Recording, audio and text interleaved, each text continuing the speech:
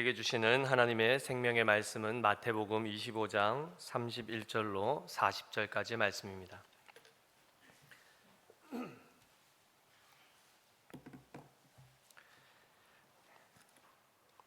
신약성경 44페이지 마태복음 25장 31절로 40절까지의 말씀 함께 교독하시고 마지막 절 합독하겠습니다.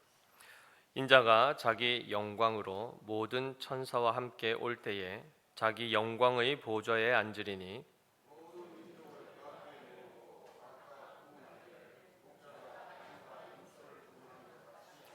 양은 그 오른편에 염소는 왼편에 두리라.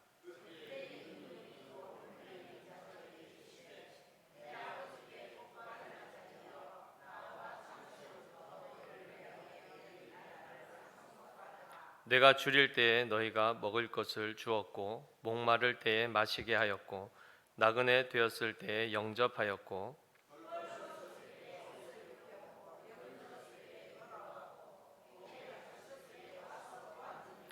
이에 의인들이 대답하여 이르되 주여 우리가 어느 때에 주께서 줄이신 것을 보고 음식을 대접하였으며 목마르신 것을 보고 마시게 하였나이까.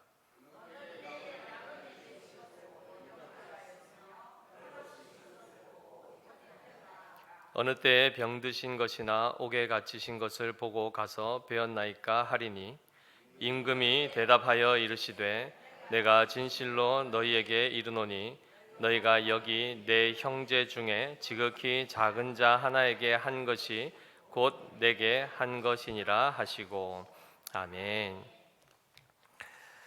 샬롬 뜻 아시죠? 네, 평안이라는 뜻입니다. 한 주간 어떻게 지내셨습니까? 두려움과 염려와 불안과 근심 중에 지내셨습니까? 아니면 평안 가운데 지내셨습니까? 대답이 없으시네요. 네, 평안 가운데 지내셨습니까? 지난 시간에 마태복음 24장 3절에서 8절 말씀을 통해서 우리가 종말의 때에 성도들이 어떻게 살아가야 하는가를 우리가 한번 살펴보았죠. 그때 중요한 두 가지 내용이 바로 사람의 미혹을 받지 않도록 주의하라 라는 말씀과 난리와 난리 소문을 듣겠으나 너희는 삼가 두려워하지 말라 라는 주님의 말씀을 우리가 들었습니다. 이 말씀을 듣고 난 이후에 우리가 어떻게 반응하며 어떻게 살아야 마땅한 것이겠습니까? 당연히 두려움 없이 평안 가운데 주님이 우리의 주인이 되시고 그리고 우리를 붙드시는 우리의 목자가 되시는 그 주님이시면 우리가 믿는 믿음 안에서 우리는 평강 가운데 지내는 것이 바로 하나님께서 목적하신 그 뜻대로 살아가는 삶인 줄 믿습니다. 물론 우리가 아까 우리 권사님도 기도하셨지만 우리의 연약함이 있습니다. 우리의 초점이 흐려질 때가 있고 또 하나님에 대한 시선이 이탈될 때가 있습니다. 그럴 때 나타난 증상이 바로 두려움과 불평과 원망과 공포 이런 것들이겠죠. 하나님께 주시고자 했던 그 평안을 상실하게 되는 삶들이 바로 우리의 연약함 때문에 기인하는 것입니다. 따라서 성도의 삶의 태도는 항상 우리의 연약함을 인식하되 그 안에서 하나님 앞에 은혜를 구하며 다시금 온전케 되고 하나님의 은혜 안에 거할 수 있는 우리가 될 수 있기를 위해서 항상 기도해야 되는 것이죠. 그리고 성도의 삶의 태도에 있어서 반응에 있어서 가장 중요한 것은 항상 하나님의 말씀에 근거해서 반응하며 살아가는 삶이 하나님께서 우리에게 주신 마땅한 삶의 모습입니다. 따라서 주님이 두려워하지 말라 하면 우리는 두려워하지 않아야 하는 것이고 주님이 염려하지 말라 하시면 우리는 염려하지 않아야 하는 것입니다. 상황이 이런데요. 하나님 이런 상황 지금 모르십니까? 나의 처지를 모르십니까? 라고 반문할 것이 아니라 하나님이 왜 그것을 모르시겠습니까? 그 모든 것을 섭리하시고 다스리고 주관하시는 그 하나님께서 그 모든 각본 안에서 우리에게 아무것도 염려하지 말라, 두려워하지 말라 라고 말씀하시면 우리는 그 하나님을 신뢰함으로 거기에서 우리의 믿음의 반응으로 두려워하지 아니하고 감사하며 살아낼 수 있는 것이죠. 오늘은 예수님의 이 공생애, 즉 십자가를 이제 지시기 마지막 이제 일주일을 남겨놓으신 그 유월절을 이틀을 남겨두시고 감람산에서 종말의 때에 대하여 비유로 또 하나님의 나라에 대해서 말씀하시는 그 장면들을 우리가 보게 됩니다. 특별히 25장 우리는 지금 오늘 이제 하반부를 보게 될 텐데요. 앞쪽에는 무화과 나무의 비유 그리고 또 열 처녀의 비유가 나타납니다. 이것은 준비하고 깨어 있으라라는 메시지를 주시기 위한 비유였고요. 그리고 달란트 비유 우리가 많이 들었죠. 그 부분들은 하나님께서 주님이 다시 오실 때, 주인이 다시 오실 때까지 맡겨주신 그 사명을 충성스럽게 감당할 것에 대한 말씀을 비유로 해주셨습니다. 그리고 이어서 오늘의 본문에서는 양과 염소를 구분하는 이 사건을 가지고 마지막 비유를 베풀어 주시는데요. 오늘의 말씀을 통해서 우리가 마지막으로 이 재림을 기다리며 살아가는 성도의 올바른 삶의 태도, 모습을 다시 한번 재점검하시는 귀한 시간 되시기를 바랍니다. 오늘 25장 사실 내용은 46절까지 이제 다 읽어야 되는데 시간 관계상 40절까지만 읽었습니다. 31절을 보시면 인자가 자기 영광으로 모든 천사와 함께 올 때에 자기 영광의 보좌에 앉으리니 이렇게 말씀을 하고 있죠. 앞장에 마태복음 24장 30절을 보시면 인자의 징조가 하늘에서 보이겠고 그때 땅의 모든 족속들이 통곡하며 그들이 인자가 구름을 타고 능력과 큰 영광으로 오는 것을 보리라 이렇게 말씀하고 있습니다. 지금 이때는 곧 예수님께서 그 모든 영광을 다시 회복하시고 하나님 보좌 우편에 앉아 계셔서 하나님의 유일하신 아들로서 유일하신 만왕의 왕으로서 통치하시는 그 통치권을 가지고 이 땅으로 다시 오시는 재림의 때를 말씀하고 있습니다. 그런데 오셔서 어디에 앉으신다고 했죠? 오시면 어디에 앉으신다고 하십니까? 자기 영광의 보좌에 앉으신다 하십니다. 이 땅 가운데 다시 천사들과 함께 구름을 타시고 오시죠. 오시고 나서 자기 영광의 보좌에 앉으십니다. 그 자리는 곧 재판관, 심판관으로서 앉으셔서 최후의 최종의 심판을 하시는 그 자리에 앉으신다는 의미가 되겠죠. 이어서 나옵니다. 32절에 모든 민족을 그 앞에 모으고 각각 구분하기를 목자가 양과 염소를 구분하는 것 같이 하여 양은 그 오른편에 염소는 왼편에 두리라. 그 주님께서 영광의 주님께서 자기 보좌에 앉으셔서 양과 염소를 구분하신다고 합니다. 특별히 마태복음 24장 31절에 보시면 그가 큰 나팔 소리와 함께 천사들을 보내리니 그들이 그의 택하신 자들을 하늘 이 끝에서 저 끝까지 사방에서 모으리라 이렇게 말씀하죠. 그러니까 이 주님이 마지막 심판대 앞에 서시면 모든 민족, 크리스천 그리고 넌 크리스천, 신자와 비신자 관계없이 모든 인류를 그 심판대 앞에 부르실 것입니다. 거기에 모든 사람들이 다 불려 나오게 되겠죠. 그리고 나서 주님이 최종적이고 공의로운 심판을 하십니다.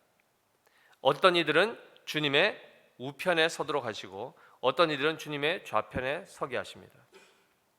그런데 특별히 오른쪽에 있는 자들을 양이라 비유하셨고 왼편에 있는 자들을 염소라고 하셨죠. 그런데 이스라엘 그 문화에서는 양과 염소를 목자가 이렇게 기를 때, 목양을 할 때에 낮 동안에 풀을 먹이고 이제 물을 마시게 할 때는 양하고 염소를 그냥 같이 그냥 풀어 놓습니다.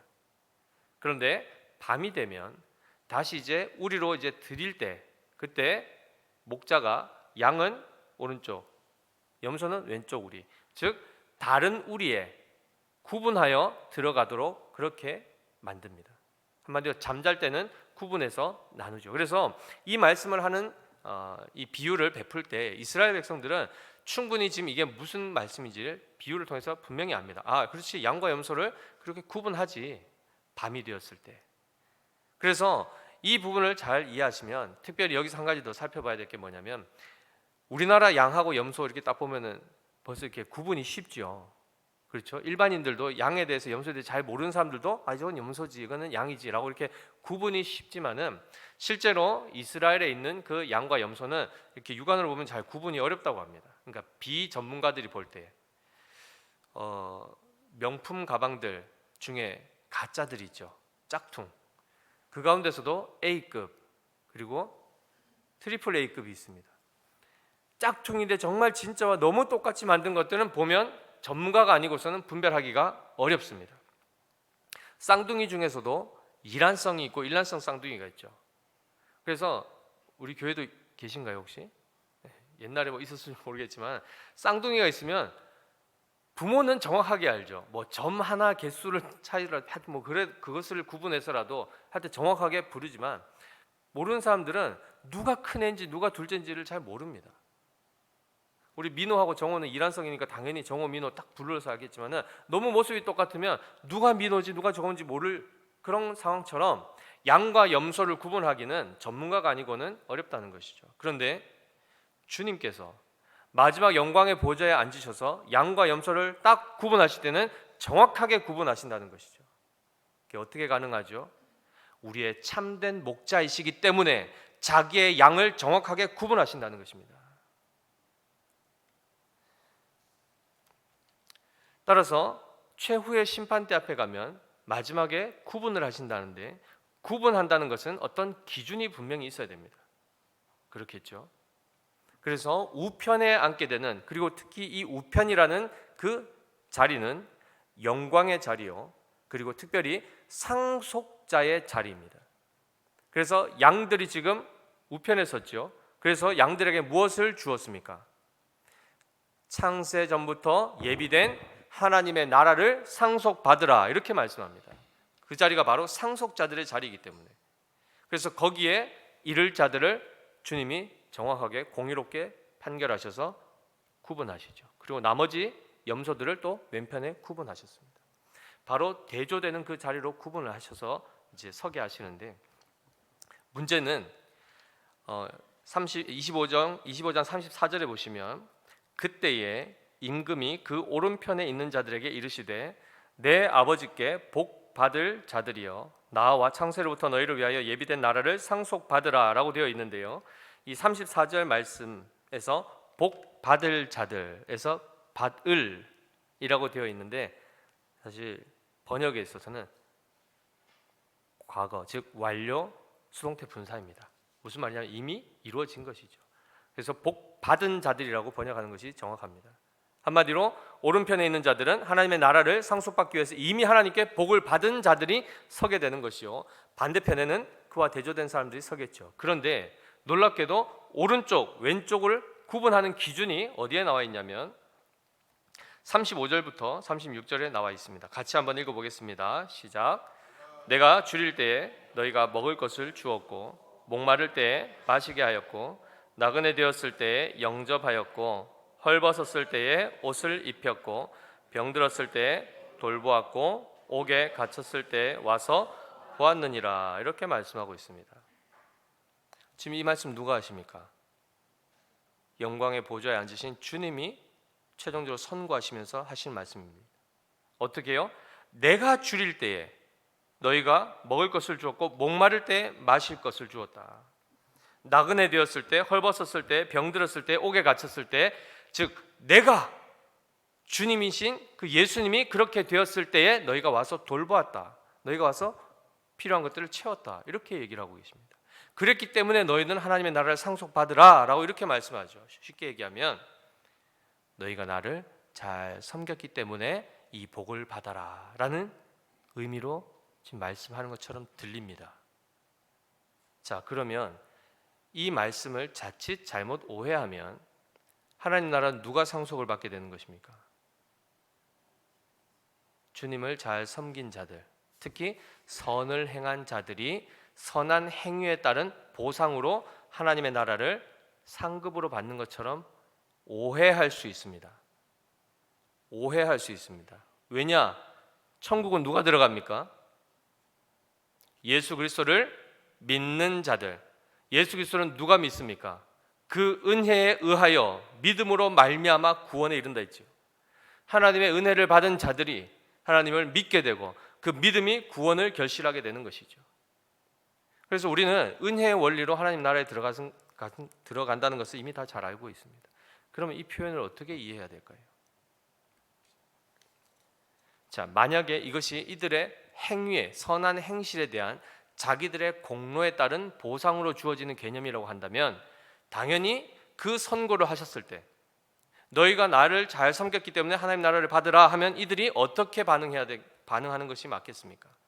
정말 자기들이 잘해서 상 받으러 만약에 나가는 차원이라면, 예를 들면 학교에서 대회를 했는데 1등을 했습니다. 그래서 앞에 선생님이 누구누구 나와서 1등상 받으러 나오세요 하면은 그 친구가 어떻게 나오겠습니까? 어깨 쫙 펴고 막 달려서 막 기쁨으로 나오겠죠. 그래서 넙죽 받겠죠. 그리고 막 이렇게 어깨 뿜뿜하고 하겠죠. 그런데 37절 말씀을 같이 한번 읽어보겠습니다. 이에 의인들이 대답하여 이르되 주여 우리가 어느 때에 주께서 줄이신 것을 보고 음식을 대접하였으며 목마르신 것을 보고 마시게 하였나이까. 지금 이 선고를 받은 우편에 있는 양들의 반응이 어떻습니까? 굉장히 황당해하는 겁니다. 하나님께서 즉 주님께서 판결하신 그 판결문에 따른 너희가 나를 잘 섬겼기 때문에 목마를 때, 배고플 때, 헐벗었을 때, 병들었을 때, 옥에 갇혔을 때 이렇게 나를 잘 돌봐줬기 때문에 이 하나님 나라를 상으로 받으라 하는데 이들이 뭐라고 이야기하죠? 제가요? 제가 언제요? 이렇게 말하고 있습니다. 굉장히 거기에 황당해하고 당황해하는 모습을 볼 수 있습니다. 만약에 정말 이들이 그것을 자기의 상급이나 공로로 생각했다 그러면 당연히 아멘 하고 감사합니다 하고 넙죽 받았겠죠. 그런데 여기서 분명히 이 사람들에 대해서 뭐라고 표현했냐면 37절에 보시면 이에 의인들이라고 되어 있습니다. 의인들의 반응. 자, 이들이 실제로 가난한 자들, 병든 자들, 배고픈 자들, 목마른 자들 섬겼습니까? 안 섬겼습니까? 실제로 섬겼죠. 일상생활 가운데 이들이 아까 앞에 나왔던 35절 36절에 나왔던 이 행위들을 실제로 했습니다.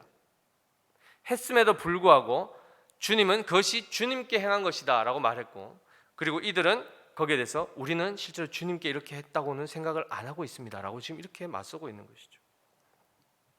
우리가 언제 그랬습니까? 무슨 말이냐면 실제로 선을 행하지 않았기 때문에 이렇게 의아해하는 것이 아니라 이들의 반응은 주님, 우리가 주님을 잘 섬겼는지 잘 모르겠습니다 라는 그런 반응이며 한마디로 자신들의 공로 자체를 부인하는 모습입니다. 주님의 평가가 잘 납득되지 않는 것인데요. 자, 그래서 주님께서 40절에 이렇게 말씀하시죠. 여기 내 형제 중 지극히 작은 자 하나에게 한 것이 곧 내게 한 것이다 라고 이렇게 말씀을 하십니다. 이 말씀은 곧 지극히 작은 자, 키가 130 이하 키 얘기 아니죠. 저도 약간 작은 편에 속하는데 지극히 작은 자, 가장 작은 자, 곧 아무런 가치가 없고 쓸모없는 자를 얘기합니다. 그에게 행한 것, 특별히 근데 그들을 어떻게 표현했냐면 내 형제 중에 라고 말씀하셨습니다. 주님의 형제, 곧 누굽니까? 하나님의 택함 받은 하나님의 자녀들이요 주의 몸된 교회를 얘기하는 것입니다. 그들 가운데 가장 미약해 보이고 가장 쓸모없어 보이고 하는 그들에게 행한 것이 곧 주님께 행한 것이 맞다라고 이렇게 얘기를 하시죠. 사도행전 9장 4절에서 그 부활하신 주님이 사도 바울을 만나셨을 때도 이렇게 말씀하죠. 땅에 엎드러져 들음에 소리가 있어 이르시되 사울아 사울아 네가 어찌하여 나를 박해하느냐 하시거늘. 곧 교회는 주님의 몸이요 교회가 박해를 받는 것은 곧 주님이 박해를 당하는 것과 동일시하고 있습니다. 그리고 교회를 잘 섬긴 것은 곧 주님을 잘 섬긴 것으로 일치시키고 있습니다. 그런데 실제로 이 의인들은 그들의 이웃들과 지체된 형제들을 잘 돌보고 실제로 섬긴 자들이 맞습니다. 굶주리고 목말라하고 가치가 없고 그리고 헐벗고 병들고 감옥에 갇힌 자들을 실제적으로 잘 보살폈다는 말씀이죠. 따라서 칭찬받을 만한 근거가 그들에게는 실제로 존재했습니다. 그럼에도 불구하고 그들은 이러한 자신들의 선행에 대해서 주님이 칭찬하시자 거기에 대해서 당황해하고 그것을 부인했다고 우리는 살펴보았습니다. 왜 그랬을까요? 왜냐하면 그들은 마땅히 해야 할 일을 한 것뿐이기 때문에 그렇게 반응한 것이죠. 마땅히 할 일을 한 것이기 때문에 거기에 추가로 어떤 보상이 주어진다고 했을 때 그건 굉장히 당황한 것입니다. 누가복음 17장 10절 말씀 잘 아는 말씀인데요. 이와 같이 너희도 명령받은 것을 다 행한 후에 이르기를 우리는 무익한 종이라 우리가 하여야 할 일을 한 것뿐이라 할지니라 이렇게 말씀하고 있습니다. 수고하고 애쓰고 하나님의 명령을 따라 생명 바쳐 헌신했습니다. 그리고 나서 그 이후에 그들은 마땅히 어떻게 말해야 된다고요? 우리는 무익한 종입니다. 우리가 하여야 할 일을 한 것뿐입니다. 굉장히 겸손한 태도죠. 즉 그들은 그저 종으로서 주인의 명령을 따라서 마땅히 행할 것을 한 것뿐이기에 그 선행을 자신들의 공로로 여기지 않습니다. 오히려 자신들을 돌아보며 우리가 정말 주님을 잘 섬긴 것인가 고민하고 주님의 칭찬 앞에서도 자신을 온전히 낮추는 겸손한 모습을 보였습니다. 이들이 의인들의 모습이었습니다. 주님 앞에서 자신들의 행위로 인하여 떳떳해하고 당당해하는 모습을 그들에게서는 찾아볼 수가 없는 것이죠. 분명 그들이 선행을 했음에도 불구하고 그 누구도 자기의 선행을 근거로 천국을 상속하려는 자가 없었다는 말입니다.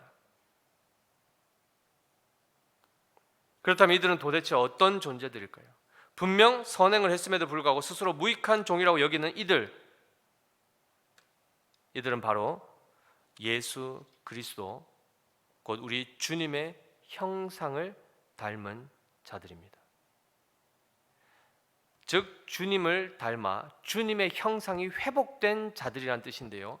겸손한 자들이요 긍휼과 자비와 은혜와 사랑이 충만케 된 자들입니다.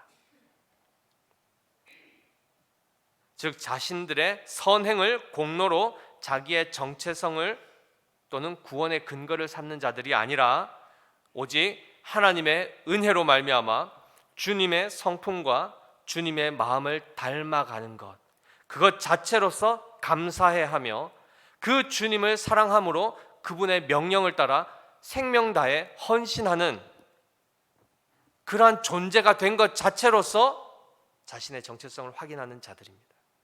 쉽게 얘기하면 가난한 자들, 헐벗은 자들에 대해서 긍휼한 마음이 부릴 듯 생기고 자기가 가진 것 중에 재물이 되었든 시간이 되었든 자기의 체력이 되었든 모든 여건을 동원해서 그들, 특히 지극히 작은 자, 곧 내가 은혜를 베풀었을 때 어떤 것들을 다시 보답받기를 기대할 수 없는 그저 밑빠진 독에 물 붓듯이 그냥 일방적으로 주고 떼야 될 그런 상대들에게 그 은혜를 베풀 수 있는 그런 것은 그리스도로 말미암지 않고는 우리 안에 절대로 나타날 수 없는 것들입니다.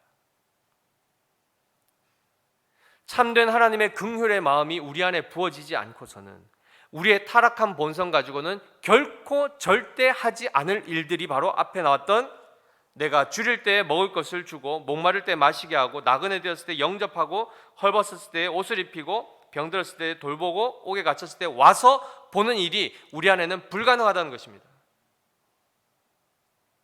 그리스도의 은혜로 말미암아 이렇게 하지 않았던 본성이 변화되어 이제 이런 삶을 살아갈 수 있는 이 자체, 그 자체로서 하나님이 은혜를 경험하는 그저 감사할 수밖에 없고 이미 변화시켜 주신 그 새로운 피조물, 새로운 존재로서 맡겨진 그 하루하루의 삶을 그런 사람들을 대하며 그 주님의 마음으로 그 은혜를 베풀고 나눌 수 있는 그런 삶을 살아가는 것 자체가 하나님으로 말미암아 가능한 것임을 철저히 깨달은 사람들이기 때문에 주님이 너희가 그렇게 잘했기 때문에 이것을 상속받으라 라고 얘기할 때도 그들은 당황해하는 것입니다. 주님, 저는 이미 이렇게 할 수 있는 것 자체가 하나님의 은혜 때문에 가능한 것임을 알기에 그 자체만으로도 감사합니다 라고 고백하는 겸손한 자들, 그들이 곧 심판대 앞에서 우편에 설 자들의 모습인 것입니다. 자, 그렇다면 이제 왼편에 있는 자들에 대한 판결을 한번 볼 텐데요. 41절 말씀 같이 읽어보겠습니다. 시작. 또 왼편에 있는 자들에게 이르시되 저주를 받은 자들아 나를 떠나 마귀와 그 사자들을 위하여 예비된 영원한 불에 들어가라 라고 되어 있습니다. 여기 보시면은 어떻게 표현하고 있냐면 저주를 받은 자들이라 되어 있죠. 받을 자들이 아니라. 그래서 이것도 사실 앞에랑 그 시제가 똑같습니다. 그래서 앞쪽의 거를 복 받은 자들이라고 번역을 한 것입니다. 자, 왼편에 있는 자들은 저주를 이미 받은 자들입니다. 실제로 저주를 받다, 성경에서 저주받은 사람들은 누구를 가리키는지 아십니까? 하나님이 보내신 하나님의 아들 그 예수 그리스도를 믿지 않는 자들을 곧 심판 아래에 있는 자들이요 저주 아래에 있는 자들이라 했습니다. 따라서 지금 이 시점에 예수님을 믿지 않은 자들은 이미 저주 아래에 있는 자들이요 심판 아래에 실제로 살아가고 있는 자들입니다. 그리고 이 시점에 예수님이 누구신지를 알고 믿고 그분을 따르고 사랑하는 자들은 이미 저주에서 벗어나 심판에서 벗어나 생명에 이른 자들이요 구원에 이른 자들입니다. 자, 그런데 왼편에 있는 자들에게 주님이 뭐라고 선고하시죠? 너희가 왜 왼편에 섰는 줄 아느냐? 42절 아까 앞에 의인들에게 선고하셨던 그것과 완전 뒤집어서 얘기하시죠. 내가 줄일 때 너희가 먹을 것을 주지 아니하였고 목마를 때에 마시게 하지 아니하였고 나그네 되었을 때 영접하지 아니하였고 헐벗었을 때에 옷 입히지 아니하였고 병들었을 때와 옥에 갇혔을 때에 돌보지 아니하였느니라 하시니 그들은 실제로 일상생활 가운데서 이러한 선행들을 행하지 않았다고 합니다. 자, 그랬을 때 이들이 어떻게 반응해야 될까요? 맞습니다. 저는 그걸 하지 않았습니다. 저는 죄인이 맞습니다. 이렇게 해야 되겠죠. 그게 정당하겠죠. 그런데 44절 같이 한번 읽어보겠습니다. 그들도 대답하여 이르되 주여 우리가 어느 때 주께서 줄이신 것이나 목마르신 것이나 나그네 되신 것이나 헐벗으신 것이나 병드신 것이나 옥에 갇히신 것을 보고 공양하지 아니하더이까 라고 얘기합니다. 한마디로 주님의 선고에 대해서 납득을 합니까 안 합니까? 안 하죠. 우리가 언제 그랬습니까? 앞에 의인들의 반응하고 말은 같아 보이나 의도와 그 뜻이 다릅니다. 앞에 있는 의인들도 주님이 그렇게 말씀하죠. 우리가 언제 그렇게 했습니까? 했죠. 제가 주님을 그렇게 섬겼다고요? 의아해했지 않습니까? 근데 이들은 지금 말은 비슷한데 태도가 어떻습니까? 주님의 그 말씀에 대해서 납득하지 못하고 굉장히 반항적인 태도로 얘기합니다. 우리가 언제 안 했습니까? 따지고 드는 것이죠. 주님은 이들을 향해서 내 형제들을 섬겨 돌보지 않은 것이 곧 나를 섬기지 않은 것이다 라고 이렇게 지적을 해주시죠. 이와 유사한 악인들의 반응이 마태복음 7장 22절에 잘 나와 있는데요, 찾지는 마시고요. 7장 22절에 보시면 그날에 많은 사람이 나더러 주여 주여 우리가 주의 이름으로 선지자 노릇하며 주의 이름으로 귀신을 쫓아내며 주의 이름으로 많은 권능을 행하지 아니하였나이까 하리니 그때 내가 그들에게 밝히 말하되 내가 너희를 도무지 알지 못하니 불법을 행하는 자들아 내게서 떠나가라 하리라. 주의 이름으로 선지자 노릇하고 귀신 쫓고 능력을 행했던 이 사람들 또한 주님이 모른다 하자 당황해합니다. 우리가 주의 이름으로 이것도 하고 이것도 하지 않았습니까? 따져들죠. 아까 그들과 완전히 다른 최후의 선고 앞에 보면 의인이나 악인이나 다 당황해합니다. 다 의아해합니다. 자, 그런데 주님이 왼편의 선자들에게 뭐라고 했죠? 아버지의 뜻대로 하지 않은 자들, 곧 불법을 행하는 자들이기 때문에 너희들은 왼편에 서게 된 것이다 라고 말씀하고 있습니다. 한마디로 이들은 매우 억울해했는데요, 그들이 천국에 들어가지 못한 이유, 그들은 율법을 분명히 지킨 자들입니다. 사실은 바리새인들을 염두에 두고 하는 말씀인데요, 겉으로 나타난 모습만을 보면 이들이 가장 하나님을 위한 자들처럼 보였고 그들을 향한 주님의 평가는 냉혹했을 때 이들이 받아들이지 못했죠. 왜 그렇게 했는가? 그들이 존재적으로 주님을 닮지 않았기 때문입니다. 겉모습은 선을 행하고 사람들에게 온화해 보이고 하지만 속은 주님이 없는 자들이라는 것입니다. 주님과 무관한 자들이요 하나님의 생명에서 끊어져 있는 자들이기 때문에 그들이 어떤 것을 행했더라도 그 모든 행위는 하나님 앞에 받아들일 수 없는 것들이요 하나님 보실 때는 불법의 일들이라는 것입니다. 마태복음 23장 23절을 보시면 화 있을진저 외식하는 서기관들과 바리새인들이여 너희가 박하와 회향과 근처의 11조는 들이되 율법에 더 중한 바 정의와 긍휼과 믿음은 버렸도다. 그러나 이것도 행하고 저것도 버리지 말아야 할지니라. 그들 안에 무엇이 없었습니까? 겉으로 드러난 종교적인 행위는 있었으나 마음의 본질은 긍휼도 정의도 믿음도 다 상실한 상태였다는 것이죠.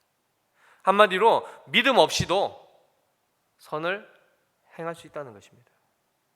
믿음 없이도 사람들에게는 인정받을 만한 좋은 모습을 보일 수 있다는 것이죠. 그러나 그것이 하나님 앞에는 통하지 않는다는 것입니다.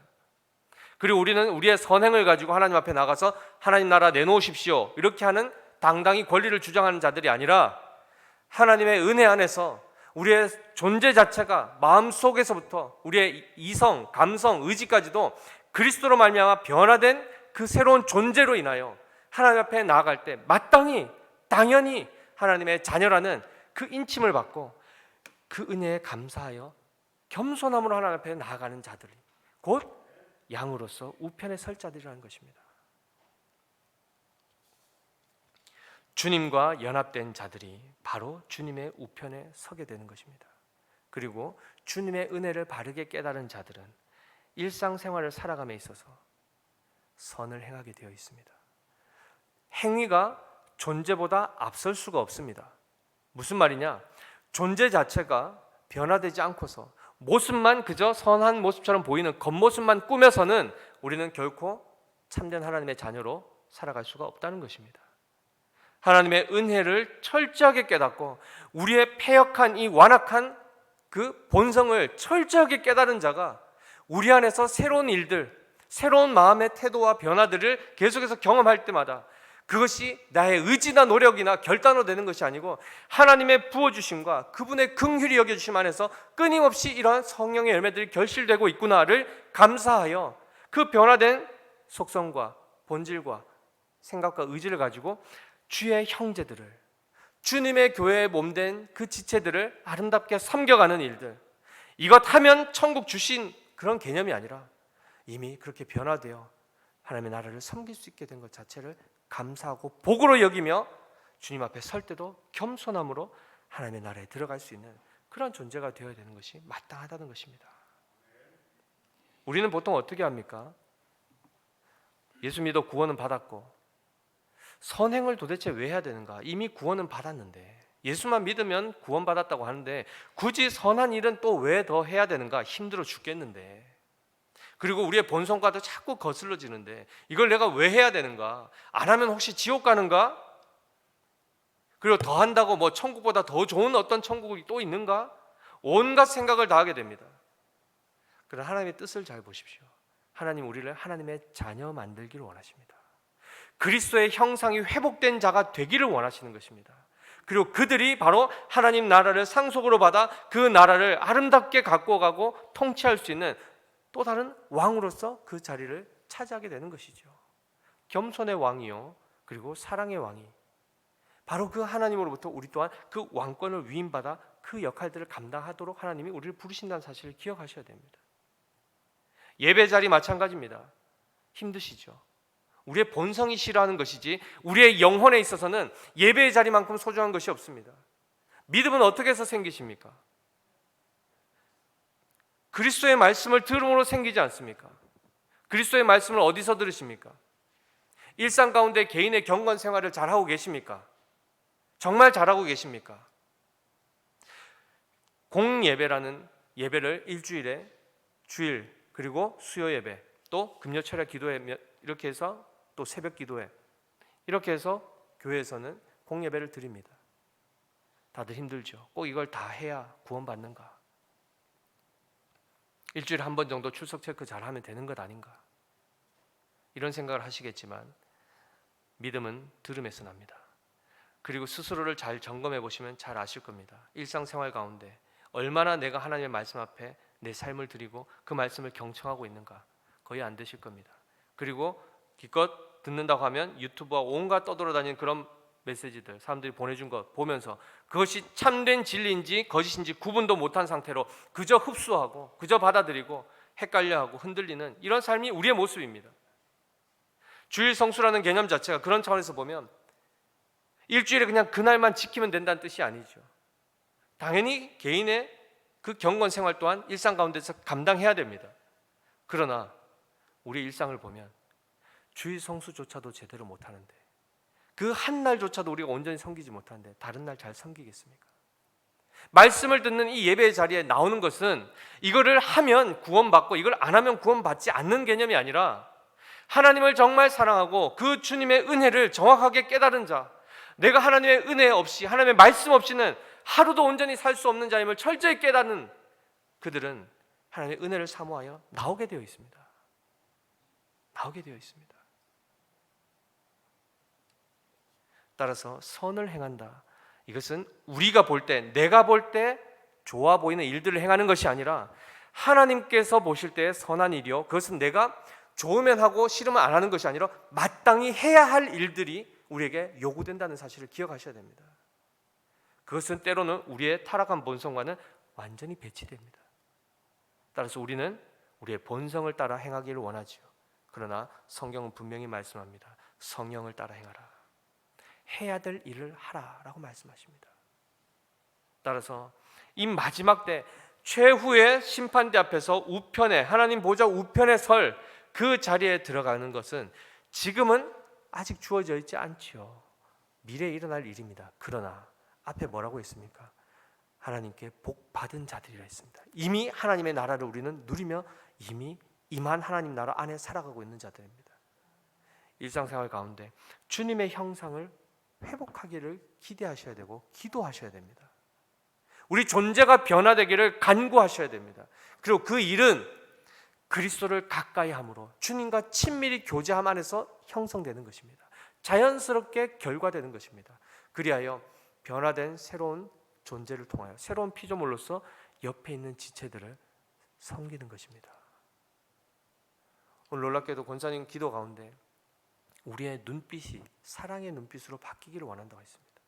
눈만 웃는 것, 그것이 아니라 마음속에서부터 변화를 받아 마음이 새롭게 되므로 우리 안에서 그것이 겉으로 표현으로, 표정으로까지 드러나는 그러한 정말 사랑의 사람으로 한 사람 한 사람이 긍휼을 베풀 줄 알고 은혜를 베풀 줄 알고 헌신하고 희생할 줄 알며 상대의 유익을 위하여 나의 유익을 구하지 않는 자리로 나가는 우리가 되기를 하나님이 기대하시고 계십니다.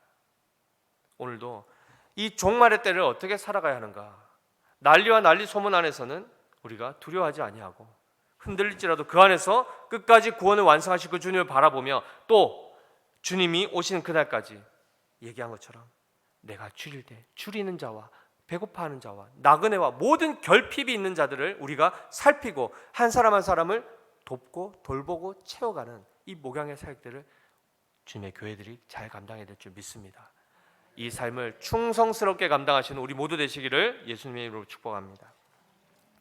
하나님 아버지,